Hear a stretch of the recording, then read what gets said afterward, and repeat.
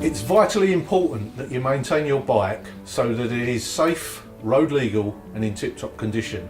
Remember, a well-maintained bike is a safe bike. You are personally responsible for ensuring the bike is completely road legal at all times between MOT tests. There is a simple acronym to help you with basic checks and maintenance of your bike, and that is H-BOLTS. Check that your bike's horn works and that the bike's electrics all function properly. Make sure the battery is in good order, and if necessary, charge the battery or replace it. Brakes are the most important safety system on your bike. Make sure that the front and rear brakes are working. Regularly check the condition of the brake pads and replace them when they have worn.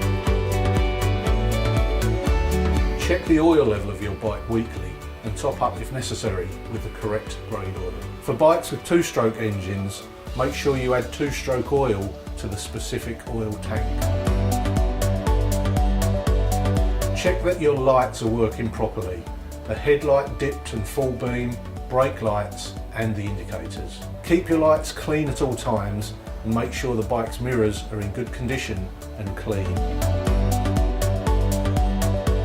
Tyres are vitally important as they are your bike's only contact with the ground and are essential to the bike's feel and handling. Make sure your tyres are in good condition with plenty of tread. Check them weekly for punctures, cuts, snicks and bulges and replace the tyres if necessary. Check your tyre pressures weekly with a good quality gauge and top up the pressure according to your bike's manual. When checking your tyres, if your bike has one, also check your drive chain. Make sure that the chain is well maintained and lubricated regularly to keep it operating effectively. Chains stretch over time, so make sure you check slackness regularly and adjust as necessary in accordance with the instructions in your bike's handbook. To keep your bike in good mechanical order, in addition to your own regular checks, make sure you have the bike serviced at least annually or in accordance with your bike's manual.